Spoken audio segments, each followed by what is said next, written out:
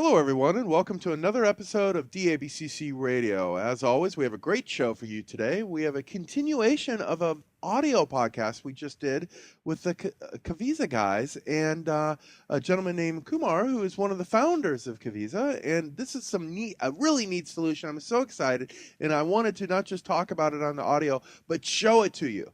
So we're going to show it to you now, but if you want to learn more, because we're not going to go into a lot of detail, we're going to show it to you. If you want to know more about business benefit, all that stuff, head on over to the audio podcast. Sound good? That's up on DABCC Radio right now too. But here we're going to show it. So let's just dive into it. Kumar, thank you so much for taking the time to do this video podcast with us also. Hey, thank you for having me. Really appreciate it. Okay, so let's dive into it. As always, we do have two questions, and then I'm going to let you do whatever you want to show us, whatever you want. First question is, who are you? Okay, this is Kumar Goswami. I'm the CEO and co-founder of Kaviza, and actually founded this company with one other person, Mike Pearson. And we kind of met each other when we did our PhD together at the University of Illinois, Urbana-Champaign. Nice. PhDs too. I love it. That's one of my goals in life is to have a PhD, but it's probably never going to happen because I have to finish college first. It's not worth it, let me tell you. But it's so much fun. Well, yeah, I guess it's fun for us that don't have it, not for the ones that there you go. labored for it, right? So enough about that. Can you tell us about your company? Who is Kaviza? Yeah, sure. So Kaviza, we're in the VDI space. And we have a really neat new architecture, a fundamentally different architecture that allows you to create virtual desktops that cost less than a PC and that you can get up and running in just about 2 hours or so, a production version. It's completely in a box, and that's what we're going to try to demo today. Perfect. Well, let's dive into it. In front of us right now, I'm looking at VMware's infrastructure client. So What do you have us? What are you going to go or show us? I'll shut up and just let you have at it. Okay. Well, here's what we got. So imagine now, as I mentioned to you, our solution is called VDI-in-a-Box, and we're going to show you just how simple it is to get it up and running. And so in this step, what I'm going to show you is imagine that you've got a commodity server, let's say an HP DL380 or a Dell 2970 or an IBM X series, something like that, and you put, let's say, an ESXi or an ESX hypervisor on there. And then what I'm showing you here is a VMware infrastructure client. It's a free client that you get with the hypervisor, and we're going to use this client to actually import our Kaviza Manager virtual appliance. Once you import it in, you then go to either browser, you go to its console. This is the first time it's up and running, and it asks you a bunch of questions to get it set up, and then boom, you're done. That's it. You're ready to go and generate templates, create templates, and generate desktops. I'm going to show you that part, and then we'll go on to several other parts. We're going to show you how we actually generate desktops, how we create a whole grid, and so forth. Okay? Well, that sounds perfect. Let's do it. Okay. So here I am. Actually, I'm going to start this whole thing, and I'm going to start importing the appliance. So basically, you go in, do a file, do a virtual appliance, import. Nothing not difficult.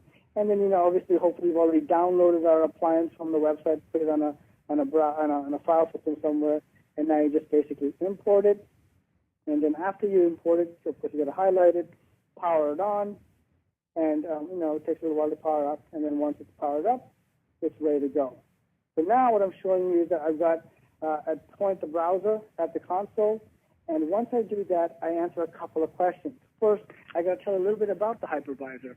What data store do I want to use to create the virtual machines, the virtual desktops?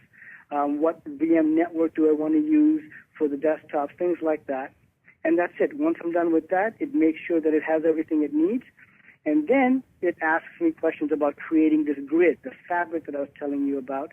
And since this is the first guy into the grid, we create the grid. We gave it a name called demo, and we save that information. And then we have to get information about the user database. So you can use an internal database, or you can use something external like Active Directory and LDAP server. And basically all you need is read privilege so that you can go in and get users and groups from the Active Directory. So we do that.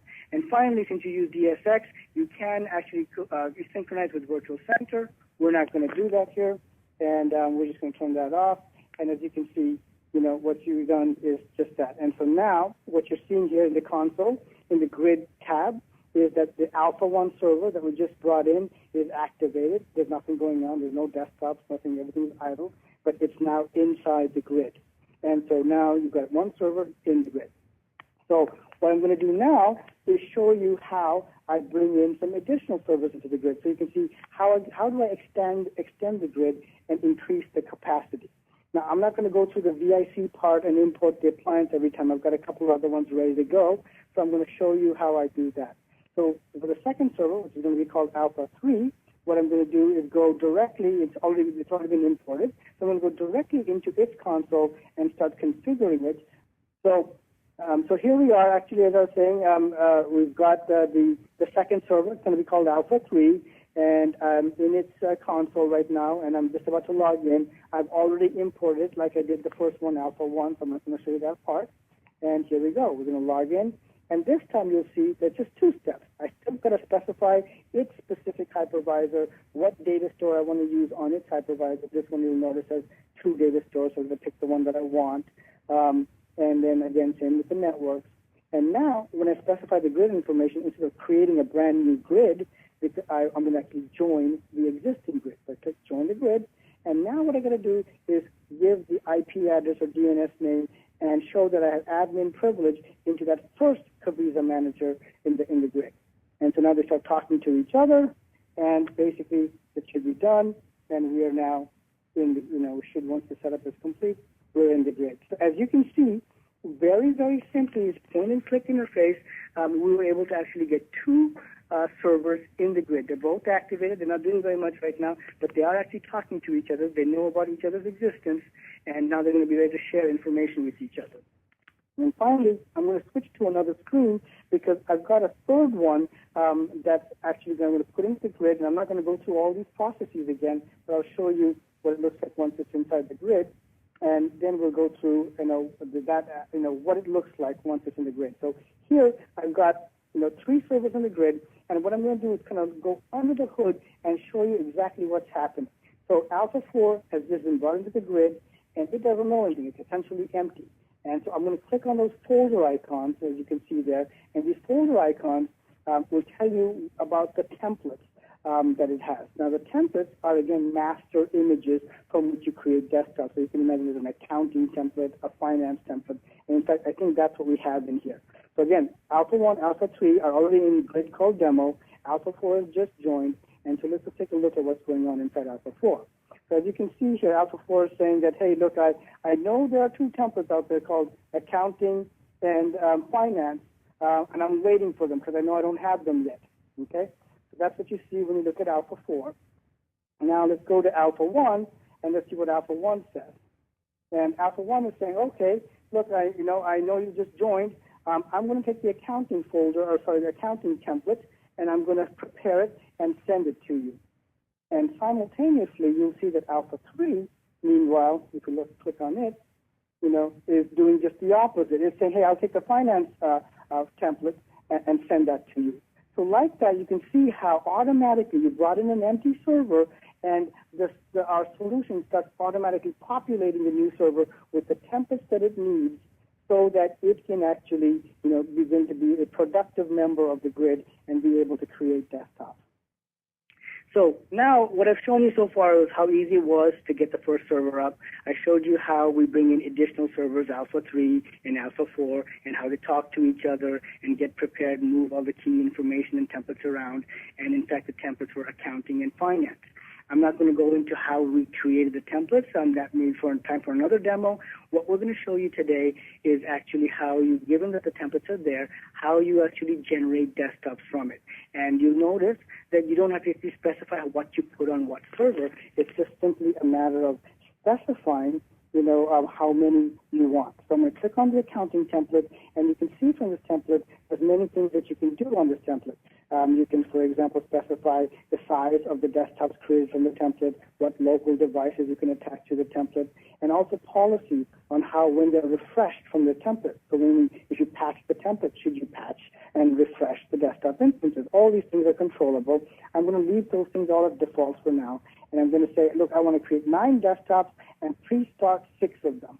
And so then what happens is, we'll go to the second one as well. We'll do that the same thing here. We'll say, let's start 9 of them and pre-start 6 of them. And what you'll see when you do that is that our solution starts to automatically create a bunch of desktops. Okay, and as you can see from this particular screen right here, there's nothing about how many are in the grid, how many servers there are, or anything like that. It's all about one logical server. Think of it as one logical server. 4 desktops are starting somewhere for the accounting template. 2 are starting somewhere for the finance template. And if you look at that capacity bar is telling you a couple of things. The yellow bar part tells you, look, these are just showing you how much of the capacity is being taken up by the starting and idle desktops. They aren't yet idle, they're all starting.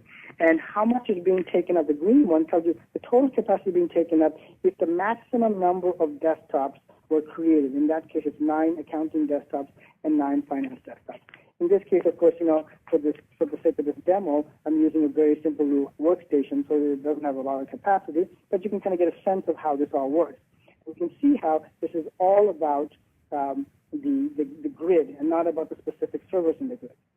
So now I'm on the admin tab. I've already started up the desktop, and what I'm going to do now is associate users to the desktops. And actually what I'll do is associate groups. So I've already pre-created 2 groups in Active Directory, one called accounting and one called finance. And you can imagine that all the accounting folks are lumped under the accounting group. All the finance folks are lumped under the finance group. So I'm going to bring those groups in and say that these are things these groups can have access to Kaviza desktops, and then I'm going to associate them with the templates. So let's do that now.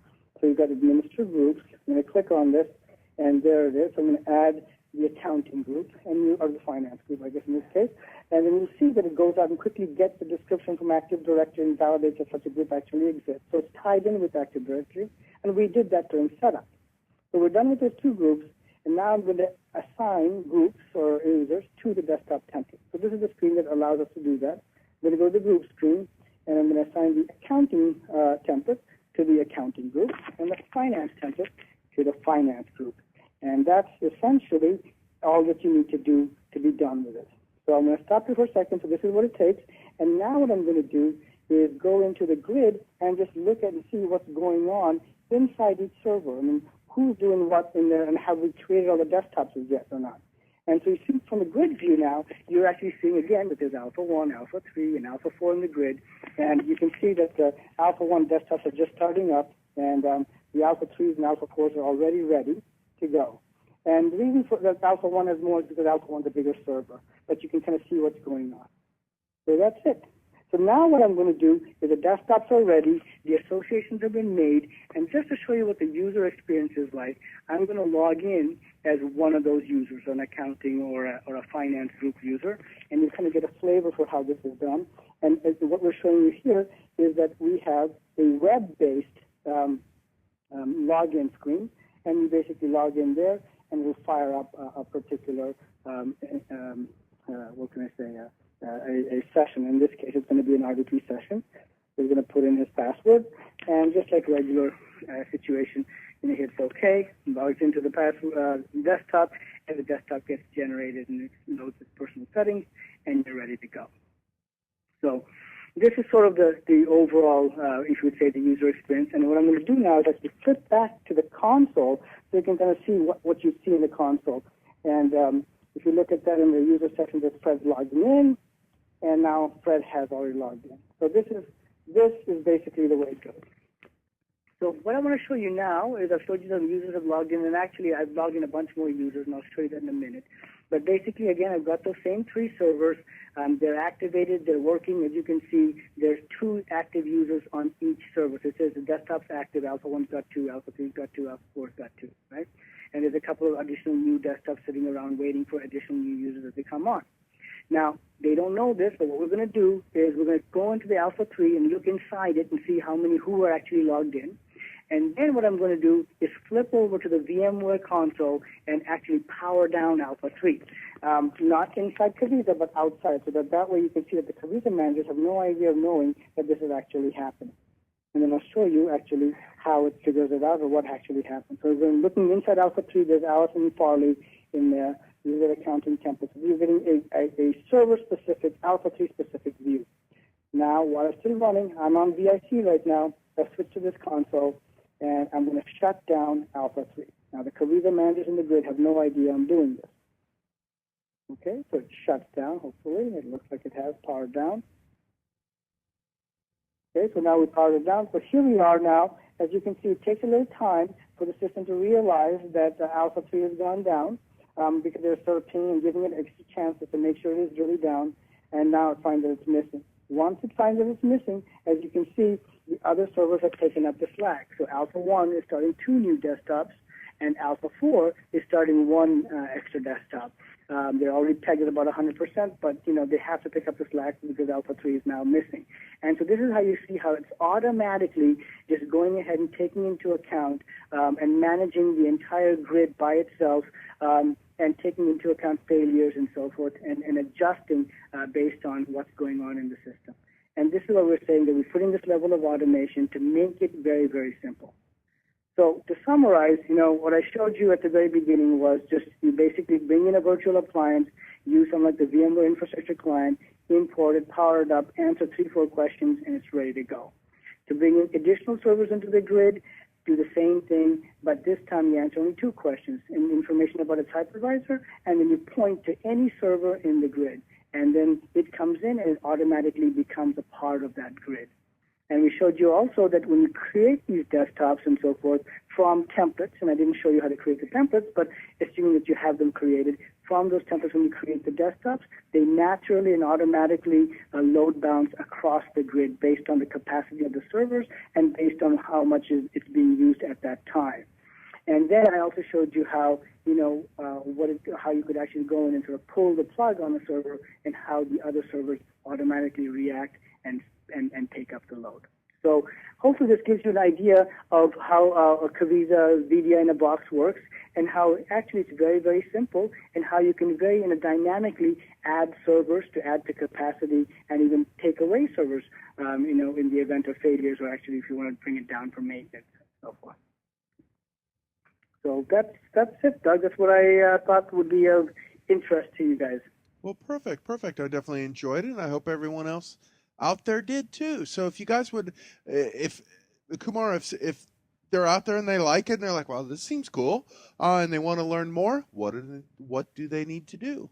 Well, they can go to www.kaviza, that's KAVIZA.com, and they can, there's at the top there is a free trial button. You can click on it. You give us your name and number and stuff like that, and you can actually download a fully fully functional trial version to do everything that I just showed you here today. Very cool. Okay, so on that note, we'll go ahead and call this a video. But again, guys, if you did not hear the intro, we also did an audio podcast with these guys. So if you want to learn more about the Kaviza solution, definitely refer over to that audio podcast, and it's on the it's within DABCC Radio at www.dabcc.com/radio. So again, Kumar, thank you so much for taking the time to be with us today for both the audio and now the video podcast. Hey, thank you so much, Doug. I really appreciate you having me here. Well, perfect. Thank you. And as always, I want to thank each and everyone out there for listening to DABCC TV and making us a success. So thank you. And on that note,